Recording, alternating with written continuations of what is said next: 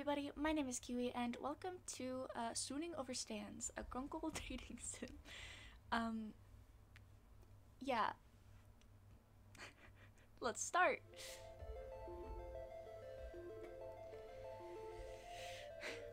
Good old road trips. Full of promise and ripe with potential for adventure, soul-searching, and incredible scenery. Or at least that's what you thought before the novelty wore thin. As of now, your legs are cramping up. You've exhausted your travel playlist 2 times over, and your stomach is begging for something to eat. On top of that, you're pretty sure you're lost. Driving through Oregon paints a picture of trees, trees, and more trees, especially on the endless winding roads that you're taking up north. All that breaks the pattern is a sign that zips past with words that you're just able to make out. Gravity Falls. The road continues on, a giant redwoods looming on both sides. You find yourself anticipating something, because as you drive on, you can feel it. Something strange is about to happen here. Something weird. And that's when it happens. Your car picks up speed. The change came out of nowhere and you quickly put your foot on the brakes, but horrifyingly, the car seems to be driving on its own willpower. Trying to stay calm despite the panic welling up in your chest, you pull the emergency brake, only to find that the car resists and keeps moving forward, like something is pulling it. The car begins to rattle, the wheels screech against the country road, and you're screaming until crash. A blink blonk.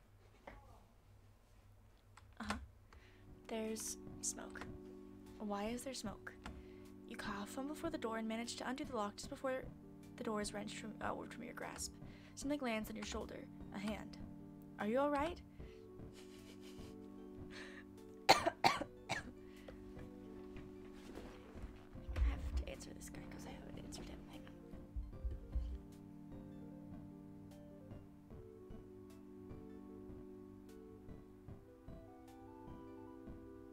That's all I have to say. A man stands at your open car door. A man stands at your open car door. His hand on your shoulder leaves to tilt your head up. And he pulls a flashlight from his coat, shining it in your eyes. 2 blinks, and he lets your chin go.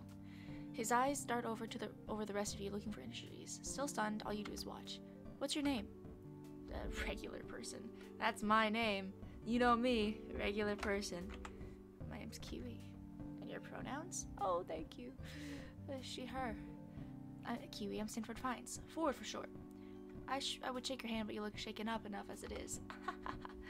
You seem fine as far as I can tell, but you shouldn't head back out there anytime soon. Where on earth are you driving in such a hurry? You open your mouth to explain when a voice calls from inside the house. Poindexter, this better not be one of your experiments again. I've had this place rebuilt too many times to... The owner of the voice walks into the house and stops slack-jawed at the sight of your car, and the sight of, you're guessing, is his house. Are you kidding me? We wrecked into this guy's house? We wrecked into their house? It's Dipper and Maple, okay? Seuss? I need to click back on the game, I guess. You must have hit your head earlier because you could swear you're seeing double. No. Sweet Moses Ford, you've done it this time. What? This had nothing to do with me. I was testing my magnet gun. I should have none. I should have none. And it must have pulled this victim of circumstance into the house. I suppose it is entirely my fault. I'm incredibly sorry. Reassure yourself. Cry. Let's cry. No, I'm just kidding. Oh.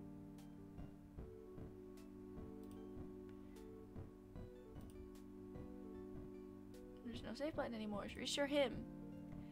Where'd it go? Unsure of why you're reassuring this mystery man who just wrecked your car, you give an awkward shrug. It's alright? No, I must have done something wrong. A wire mix-up, perhaps, or the potentiometer. They're talking about your other mistake, Sixer. Oh, right. Hey, look, it's fine, alright? Sure, there's a dent in the hood from the shack's signage, and a crack in the windshield that looks like an ominous triangle. But I'm sure she'll still run. You try to start up the car, it sputters, but ultimately nothing happens. You feel like crying. Oh, because it's Stan talking. That's what this is. Well, let's call a tow truck for this unfortunate soul here, and Forget, I'll take care of it. So, yeah, okay. You're right. It is cheaper to tow it yourself. Sixer, get that gun out again. No, Stanley, I'm going to fix this. What? Ha? You fix this mess? You fix this mess? I figured out a few alien vehicles in my time. Nah, are you kidding me? It takes some sort of miracle worker to bring this baby back to life, and this miracle worker is on vacation. Stanley, a moment. Okay, goodbye. Ford and Stanley turn away, and you're left to your thoughts. Who could anticipate a car accident like this in the middle of a road trip? You can take care of the car, but how are you going to get home? They run buses out here, right? So you take a bus out of here, and then... Ford clears his throat, shifting a little awkwardly in place. Seems like they finished their talk. So there are a few options. My brother Stanley here could drive you out of town to find a place to stay for the night, or you could stay the night here. We have some maps and information you can look at in the gift shops, and in the morning we can help you with your car. What do you say? Just as you're about to answer, another high-pitched voice comes from inside the house. Oh, it's Mabel! Grunkle, Stan, picture this. A whole week of... Oh my gosh! She's so cute! The girl that runs out of the house comes to a halt at the side of your car. No, great. Grunkle, Ford? Why is it that everyone automatically thinks I'm at fault? Well, this time it is my fault, but I've invited Kiwi here to stay with us for the night if she'd like. I'm sure I can fix this. I just have to figure out how. Stanley sighs. I can take a look. Being on vacation's pretty boring, and the old Stanmobile hasn't needed a tune-up yet, so it wouldn't be too bad to work on something in the meantime. Oh, look at them. It's a happy family. Me and my screenshot. Thank you, Stanley. I'm sure I can put something together from the gadgets I have laying around if you need any specialized tools to help you with the job. And let me introduce myself. I'm Mabel. You can ask me anything. I pretty much know everything there is to know about this place. Wait, hold on. I haven't even said anything yet. I appreciate your offer to let me stay and to repair your car. Yeah, it'll be good as new in my hands. I mean, look at my Stanmobile. She's been through the ringer and who knows how many times. She's still a beaut. He points out a red car parked a distance away. You can't really see how beautiful it is at this distance, but he sounds really confident. Well, this turn of events is suspicious? Suspicious. Fortuitous. For repairs, free lodging, there's no better deal to be found, and if things don't work out, the town probably has some sort of auto repair shop you can head to instead. Well, I accept. Thanks for the help.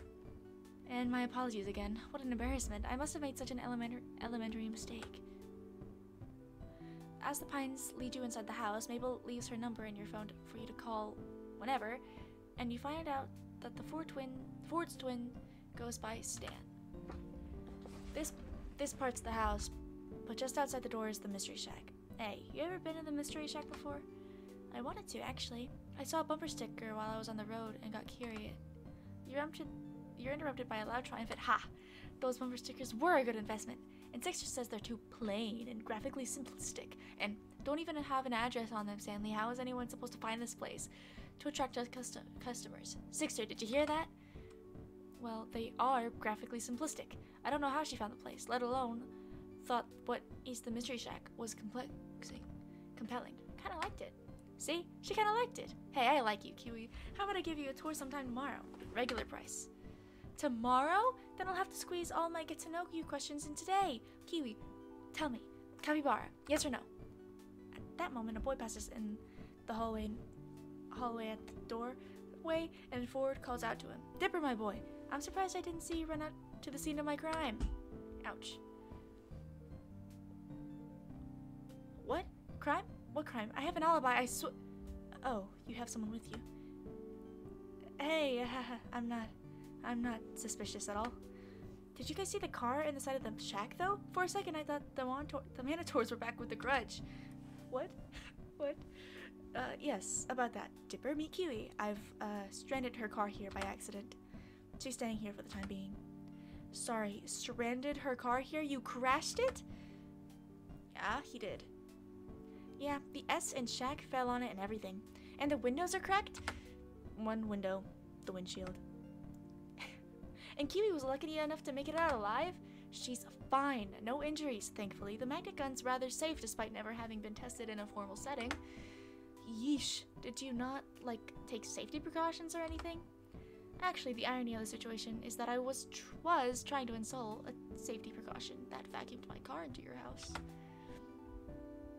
Hey, if you two are gonna do your nerd talk, I'm gonna get Kiwi set up. Mabel, sweetie, why don't you show Kiwi around? Let her stay in the storage room. That's still empty, right? I'll make it empty. Okay, thank you, Mabel. The rest of the day consists of Mabel showing you the storage room you'll be staying in, then the kitchen, and then the living room, and the hallway, and the bathroom, and pretty much a comprehensive tour of the mundanities of a regular house. Eventually, you find out that the family is even more extended than you knew. The decorative dollies make a lot more sense knowing a grandmother formerly lives here, and her grandson Zeus. Wait, they moved in? Or was it Zeus? Whatever the name, you look forward to meeting him when he comes for work in the morning. Oh, never mind. When you go up to the attic, Mabel opens the door to reveal Dipper, nose stuck in his book, where you catch him occasionally glancing at you as he pretends to read. The next member of the family snorts up at you from Mabel's bed, a rotund pink pig, who Mabel declares as her best friend and partner in crime, Waddles. The two are a perfect match, right down to the chubby cheeks and boopable noses. And in the evening, even though you'd still been in disbelief at the state of your car, the family dinner and after-dinner TV marathon you'd been invited to made it seem like a normal guest stay rather than a forced circumstance. Oh, I remember the storage room. Returning to the storage room Mabel had shown you earlier, you find an air mattress waiting for you, and more pillows and sheets than a summer night warrants. Dang. Mabel probably set that up, huh? Achoo! I sneezed my freaking headphones off.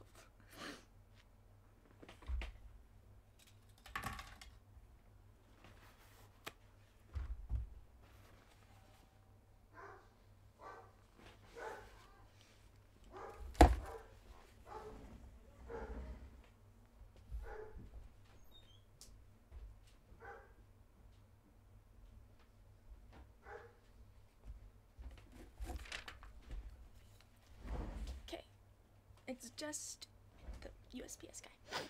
You wake up to the weak glare of sunlight streaming in through the small, high window in the wall. You can't remember your room having this kind of feature, or any hotel or motel room for that matter. And then yesterday comes crashing back to you. You glance at the time to see you slept into the afternoon, experiencing the accident yesterday. You must have left you tired out. Yeah, probably. Wow, it's the kitchen. Despite having been assured yesterday evening that you were free to anything in the fridge, you still feel like you're imposing on the Pines family and preparing as polite a guest breakfast as you can. You wash your dishes in the sink before you leave, and just as you're about to exit the kitchen, you bump into Ford. Excuse. Oh, yes, from yesterday, of course. For a good solid moment, Ford regards you in an awkward silence. Ford clears his throat. I believe Stanley's taking a look at your car outside, if you want to be there for it. You give a nod, and make to leave for real this time when Ford speaks up again. And Kiwi, I'm sorry again for the accident. If I'd been smarter about... Well, let's just say it's entirely my fault, and you shouldn't have to worry about this at all. When it comes down to it, Stanley does have a knack for cars. I predict you'll be back on the road in a matter of weeks. Weeks. You can't keep the dismay off your face, and can't really bring yourself to try to either. What am I gonna do with weeks? Ford, who'd gone kind of uncomfortable and closed off when your face fell, recovers at the prospect of a question he can answer. Well, there's a town to tour, of course, and the Mystery Shack. But if you ask me, all that pales in comparison to... Hold on, do you hear that? Ford turns to the kitchen doorway to investigate. Sounds like... The sound comes again, and this time you hear it as well. The squeal of a pig, followed by a pair of quick footsteps running down the stairs. Waddles tumbles past the kitchen doorway, and Mabel comes in soon after, a few sheets of paper clutched in hand. Ooh. Ford quickly steps quickly out of the kitchen, and you follow to the doorway, getting there just in time to see the apparent tug of war between Mabel and her pig over a saliva-covered sheet of paper. Paper rips, and after nearly toppling backward from her efforts, Mabel recovers, snatching the scrap of ripped paper from Waddles' jaws and lifting both pieces up victoriously. Ha ha! Mabel wins again. Now I just gotta find Grunkle Ford. He's there. Ford, who'd run forward and held a hand out to steady this energetic child when she'd been in danger of toppling over, now finds a number of crumpled sheets of paper shoved into his hands. Mabel tugs urgently at his coat. Grunkle Ford, you've got to help me! Ford kneels down to face Mabel with a serious, though concerned look. Slow down, Mabel, what's the matter? Dipper found a stack of pages from your old journals, and I walked in, and Waddles ran up and started eating one, and he must have been chewing on it to warn me, Grunkle Ford, because look! Mabel takes the ripped halves of the paper from Ford's hands and joins them together, holding it up for Ford to see. I see. And he took it as a warning. Yes, it says here that it eats small dogs, and Waddles is a small pig, but he sort of looks like a dog from far away, and Waddles must have feared for his life. Waddles seems to second this notion with a snort. Or not, as it seems the pig is lounging, adorably, a short distance away in the hallway. You can't imagine what this dangerous predator could be. Some kind of wolf? Something bigger? You're suddenly not so keen on staying anymore. Remember the pterodactyl I told you about? Waddles was so scared that time. I can't let him leave my side. Pterodactyl? You suppose pigs are allowed in the museums around here? How about I finish that repellent I never got around to completing? That'll keep Waddles safe from harm. Mabel flops down on the floor in relief. Grunkle Ford, you're an actual lifesaver. Waddles, you have nothing to fear. Ford chuckles, lifting himself out on the knee and standing back up. Alright, I'll go get my recipe. Ford turns to leave, and you suddenly remember that with nothing better to do for the weeks you're going to be here, it wouldn't hurt to get to know Ford. He seems to know what there is to do around town, anyway. He does not. And you'll need that to not die of boredom in the first week. The kids in Grunkle's stand know. Ford doesn't really know.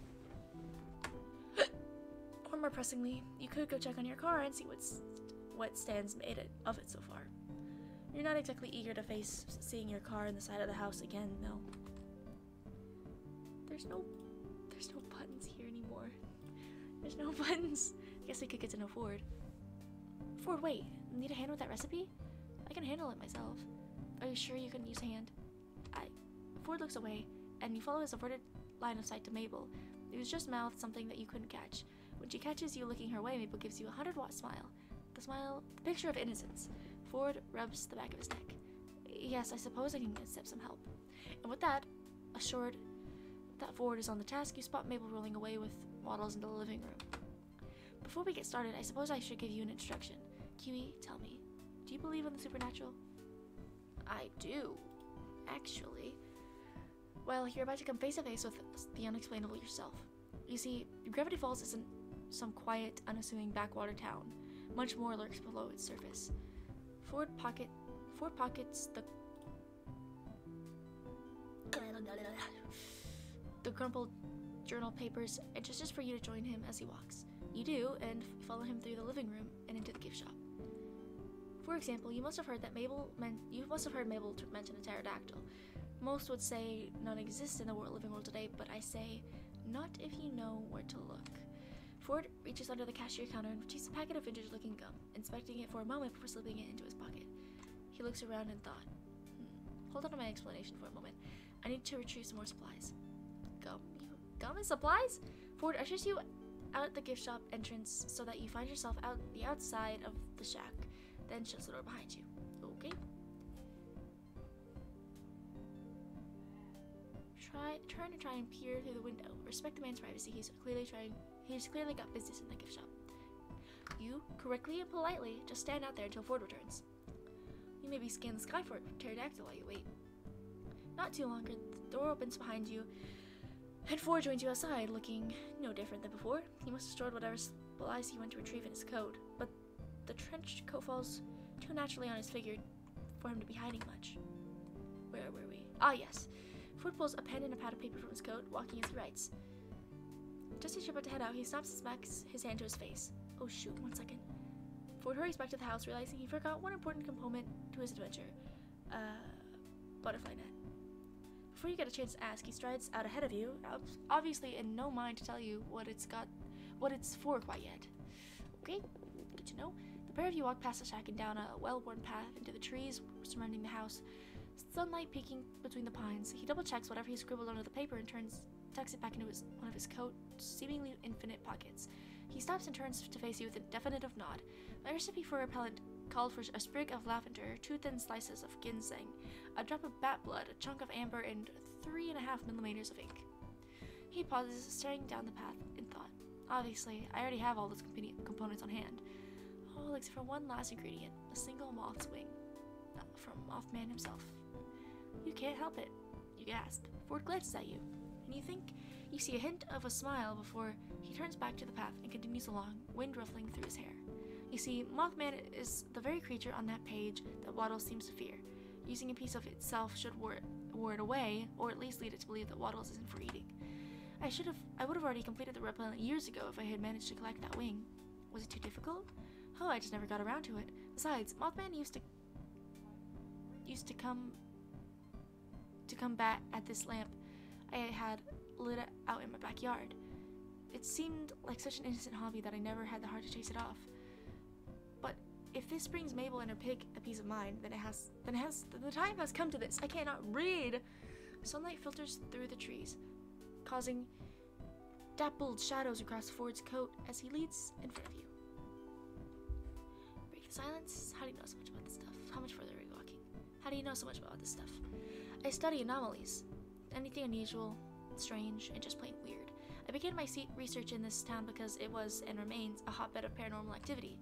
I made this exact trip years ago, though at the time I had no idea where I was going. It was just dumb luck that I managed to tail Mothman back to its cave from my backyard.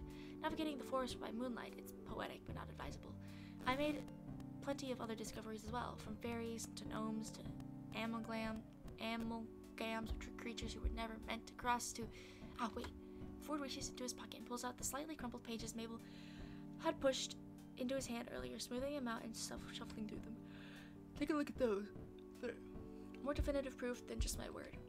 You accept the pages from him and find that they're scanned pages from some sort of journal, just as you heard Mabel say. Fluid cursive tells of Mothman, beard cubes, campfires, and more. Ford gestures to them and explains. I detailed my discoveries in a series of research journals, the remaining pages at least. I wonder where Stanley was keeping these.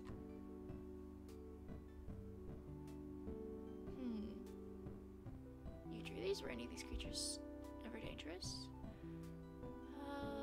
The gnomes kind of were. You drew. Were any of these creatures ever dangerous? Oh, extremely. Some were worse. Dangerously annoying. Though Ford seems to find his own comment amusing, he doesn't fail to notice your unease. I do have weapons in case things escalate, so there's no need to worry. You brought weapons? Not many. I have a stun gun, my fists, and my sharp wit. I feel safer already. Okay. I'll ask him if he drew them. Yes, of course. Who else? They're so photorealistic. I love your line work. The ink washes look so masterfully executed. That sounds like he liked that. Might work it now, it's far better, but I appreciate the compliment. Despite his understated words, Ford looks surprisingly pleased. Let's ask him about the creatures. Oh my goodness gracious. I remember the Grim Woblin.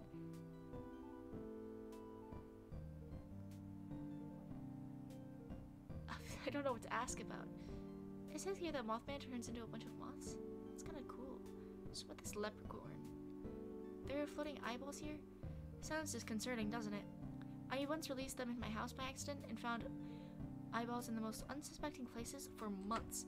My guest chose not to comment on my choice of house decor. Okay. So about this leprechaun? Ford groans. You wait for it further, but that's it. Okay. Mention gnomes?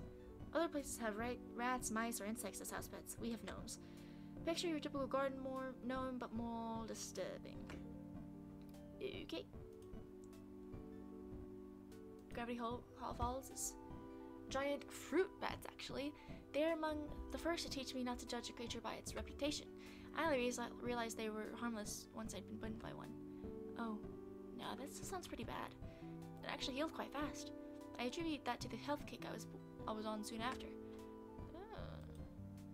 Okay, so now the Mothman. No, I doubt we'll spot it today, but perhaps we can go birdwatching later if you're interested. Mothman. Yes, that's how we'll get the Mothwing. Then why not use mothballs as repellent? Well, I've never tried. Could the most conventional method be the unconventional one? Or would Mothman be able to overcome its mothly nature and persist? You must have gotten up to pretty crazy stuff. That's one way to put it. Only took 6 years for me to get in over my head. It takes a silent moment to look away from your gaze, seemingly in bittersweet remembrance.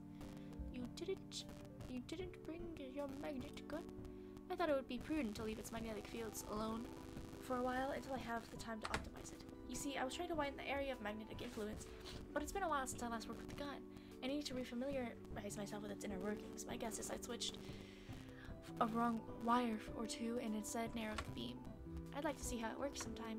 Really, you know, if you're interested in devices like that, my old research colleague Fiddleford would have more to show you. He's the engineering genius around here. Ask about the creatures. Oh, I forgot about the Grim Loblin. A rare specimen that I've since steered clear of when accompanied by others. Though if you want to see one in person, I'm sure it wouldn't hurt to walk into that situation again for the sake of education.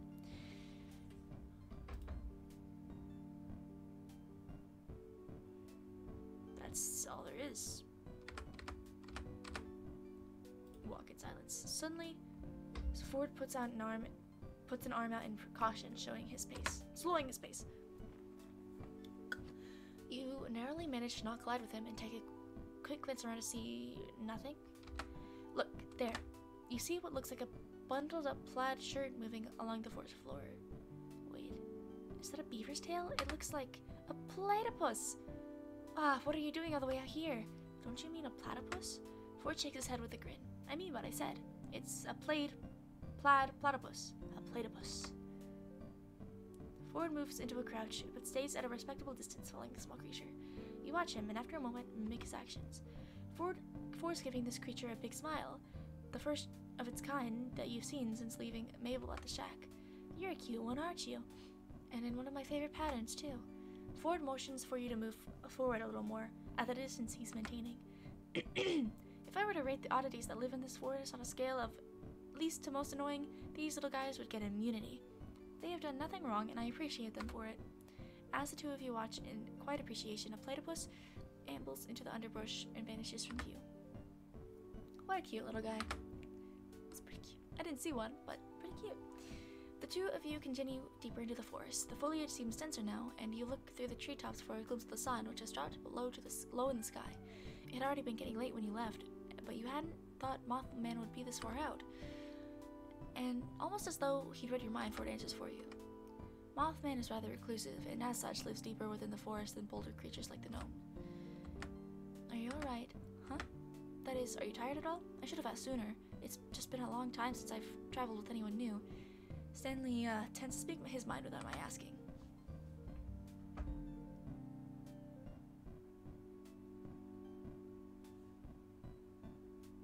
I'm fine. Glad to hear it. Still, we still have some time till sunset. Let's wait here in the meantime. You mentioned traveling with Stan? I suppose it wouldn't do any harm to tell you. He says that, but the tone of his voice says he's been dying to tell someone for months. I've been sailing with Stanley around the world, chasing after hotspots. Oh, okay, wait, I'm confused. So, is this the next summer?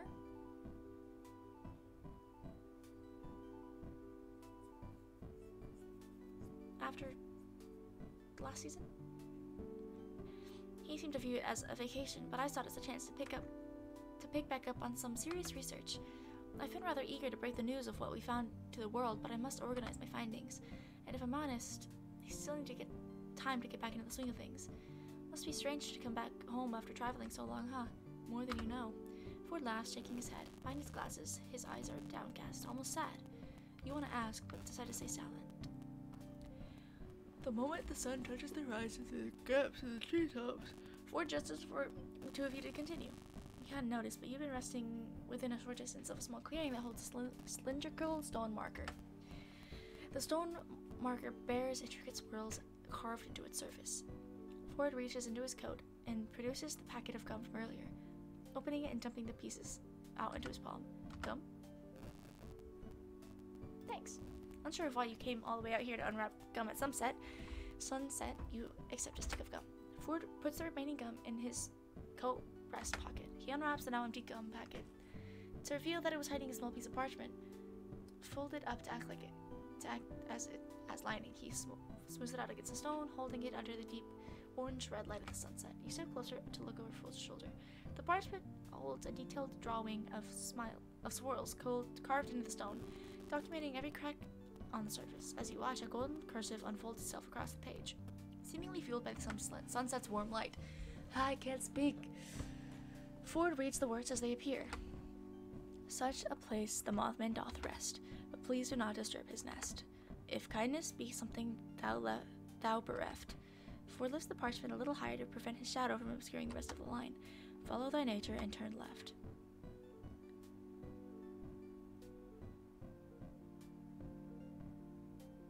I think we should turn left because it says turn left.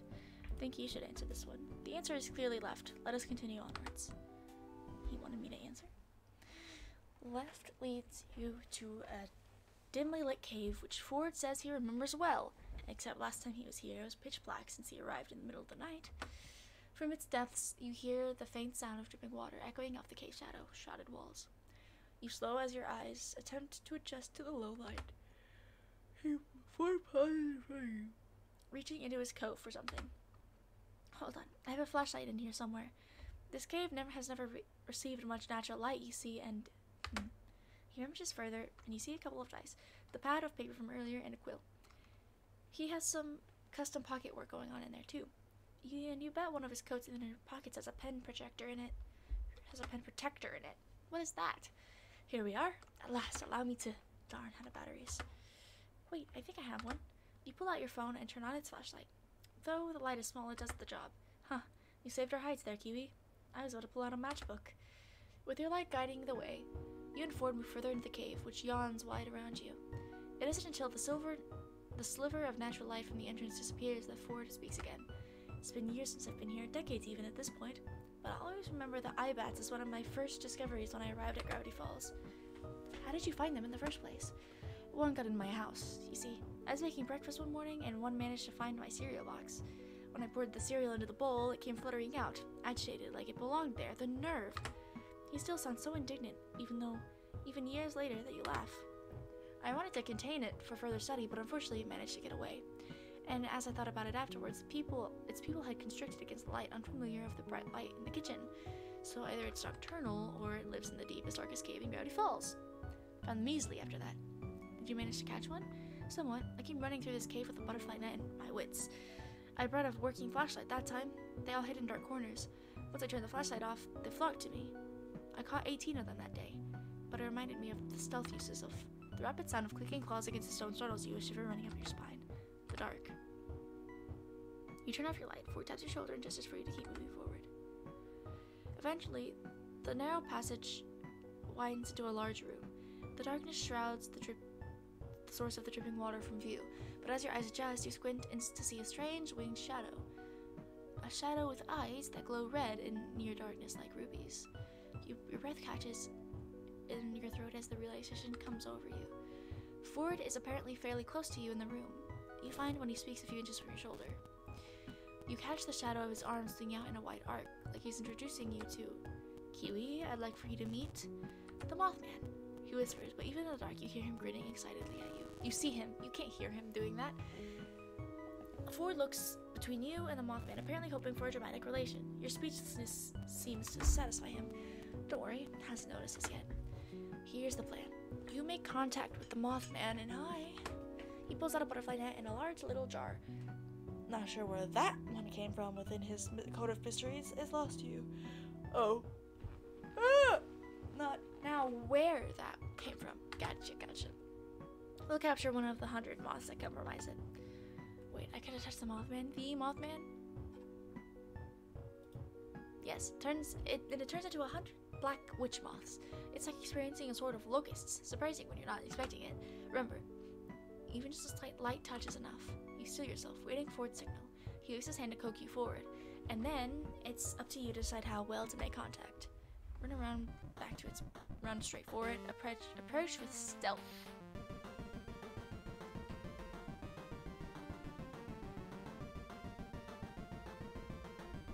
This sounds like Undertale music. You tiptoe towards the Mothman, remembering Ford's comment on the dark and trying to channel your inner stealth skills. Of course, That's the moment your phone decides to start blasting Taking Over Midnight by Aunt Sandra. And you're confused before remembering that Mabel added her number to your contacts and must have made that her custom ringtone. Mothman turns to the noise and screeches. Before you can barrel into it, the creature explodes into 100 moths fluttering around you, getting stuck in your shirt and skittering around your face, surrounding you in mothy hell. Your task accomplished, Forge rushes into the large swarm of moths, waving the butterfly net. With a few unsuccessful swipes, he tries swatting them and more aggressive ones away, but there are too many. Run up the sword and start swatting the monsters. Use the phone's light to attract them towards you and away from Ford. Then they'll be in one place. Run up to Ford and start swatting. No, that's mean. You grab your phone and quickly switch the light on, returning to Ford's side and holding it up high. You even attempt to call them over despite knowing they don't respond to sound. Before long, they all crowd around the phone. The sight of light flickering and reflecting off of so many small wings would be somewhat captivating if you hadn't just been in the midst of them. Ford puts the butterfly jar in hand, carefully scoops one of the moths up. Well, that could have gone better, but we succeeded nonetheless. Do we get to go home now? As Ford pockets the jar, you turn off the light. With no light and no threat to focus in on, the cloud disposes. Disperses. That was amazing. Ford laughs, brushing out dust and dirt off his trench coat. You could say that. Our completed repellent is within sight. Let's head back. Ford turns to leave the cave. He looks calm and content.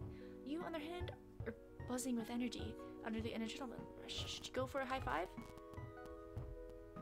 No, he's insecure about his hand. But yes. Ah! Oh, that's so pretty. You raise your hand in a universally understood offer a high five. Ford pauses, then grins, high-fiving you. Or rather, 6. Wow. Gotta screenshot this. What the heck? When you and Ford finally reach the cave entrance, you find the forest that you'd left in dying light is now awash with a silvery glow. A gap between the leaves overhead provides a view of the night sky, along with a long string of stars. A few more steps, and the Milky Way comes into view, looking as if a tear across the fabric of the sky. Ford notices you looking. See something? The pterodactyl doesn't usually come out this late, but being a prehistoric creature, his behavior is rather unpredictable. I haven't seen the Milky Way in person before. It looks amazing, isn't it? It's remarkable what you can see without light pollution from the city. Here, on the outskirts of town, you can see a good portion of the Milky Way every night. You both stare up at the sky in a comfortable silence for a few more moments. The quiet of the forest settles in, along with the distant sound of flowing water, and you find yourself surprisingly glad that Ford had accidentally pulled you here. If this is one of the moments you get to experience, out of the corner of your eye, you swear you see Ford looking at you instead of up, but when you tilt your head back down, his attention is elsewhere. Eventually, the two of you come to a wordless mutual agreement to continue on in your walking again. You'll have to show me the other creatures that live here sometime. You're glad you said so when you look over and find that Ford looks pleasantly surprised to hear it, his chest puffs out with pride. Of course. Maybe we'll even get to spot the hide behind, or tag along with Dipper when he next visits the multi-bear. Though what? Ford taps his temple, grinning. You'll have to wait until I show you to find out. I'm holding you to that. We have some time before we get back, if you're up for another walk. You must make a face because Ford looks back to you and laughs. We're not far, I promise. I just thought I might answer a few of your questions if you have any. Actually, I do have questions. You must stay in great shape if you do this all day. Actually, this sort of thing isn't part of my exercise regimen. Ford turns left at the stone marker. Oh, I didn't read that. Oh. Wow! After following the river for quite a few minutes, the shoreline expands into a small round lake at the center of a clearing. Overhanging it is a large flat rock, the kind that could be used as a less than effective diving board in times of emergency. The emergency being that one just had to jump into the lake. However, neither yourself nor Ford look in the direction of the diving board. He leads you towards the edge of the lake, where a relatively flat boulder could substitute for a bench, and the two of you take a seat. Ask about his family, ask about the way for him.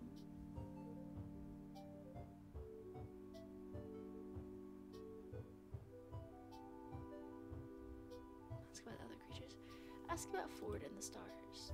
You ask if he has a favorite constellation, and yet his answer comes faster than you expected. Orion and Ursa Major, without a doubt. Oh, I love Orion. What about you?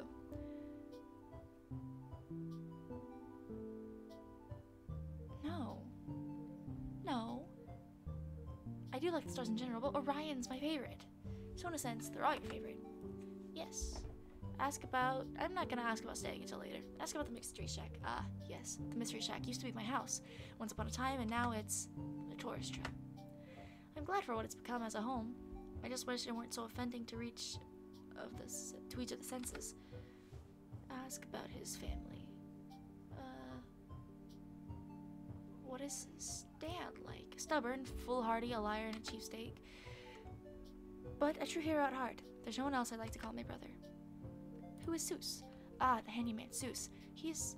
well, I'm still not sure what he does exactly, but Stan gave him the rights to conduct his business with the shack. So he spends his day out giving out tours, selling merchandise, fooling the townsfolk, giving no refunds, and the like. I may not have been around for the original Mystery Shack very often while Stan was still running it, but I believe Seuss is doing the brand name good. What's Dipper like? Dipper is very intelligent. In many ways, he reminds me of, well, myself. Last summer, he found the research journals I mentioned, and instead of overlooking them, he made some pretty impressive contributions of his own. He has since started his own journal, and I look forward to seeing where life will take him. He's maybe prouder than I can say. What's Mabel like? In short, a force to be reckoned with. She radiates charm and positivity, and has depths of determination I can only guess at. You'll find out for yourself, most likely. It's not hard to wake up one day and find yourself her friend. Perhaps you already are. He wiggles his fingers squeakily in the air and you laugh. I don't doubt it. Ask about the other creatures. You said to wait, but can I at least get a preview of what I'd be getting into? I'm not content to leave them to discover yourself, huh? Well, has anyone told you about the Gobblewonker? You snore, taken aback by the name, but compose yourself when Ford simply raises an eyebrow. I don't think so, no. Not even in the tourist guide? Does the office even read my letters? Ford mutters himself about something about updating the tourist guide to warn against local dangers. He sighs with a frustration that's reserved to bureaucracy, but soon lightens up at the prospect of getting to introduce you to another strange creature. Well, the Gobblewonker is a large sea creature that lives in this very lake. One could say it's our version of the Loch Ness Monster. My old research assistant apparently saw it at some point. He said it was large, gray, and scaly, with a long neck like a giraffe. You wouldn't have had any odd sightings yet, have you? It's only been 24 hours, but my own first encounter with the strange occurred shortly after my arrival as well. Last night. What did we see last night?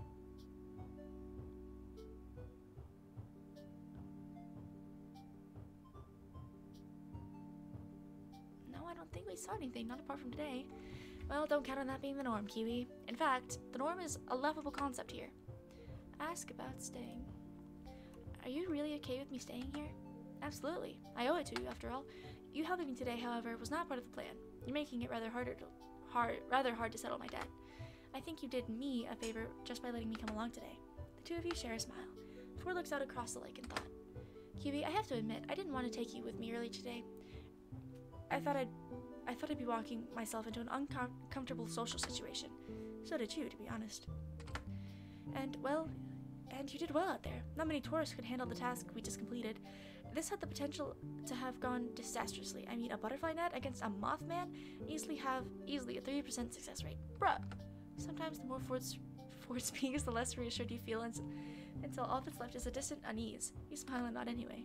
The two of you sit in another moment of quiet night air, pleasantly chill around you until Ford again breaks it. We should head back now. I'm sure Mabel would want to hear that we've been successful.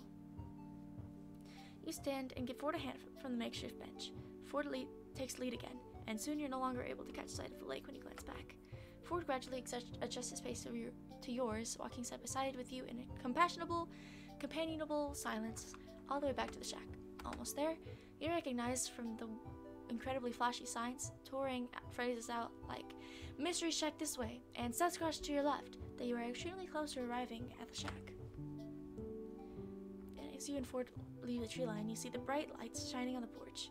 You make out the faint line of the kids' shadows as they run through the house and emerge in the attic window. Mabel pushes it open, leaning out. Grunkle, Ford, finally! You guys took so long! I had time to cover waddles and macaroni. Why would you do that? I have my reasons. Did you get the thing? Yes, I'm coming inside now so we can stop shouting. Kiwi, come along. We've got a pig to save.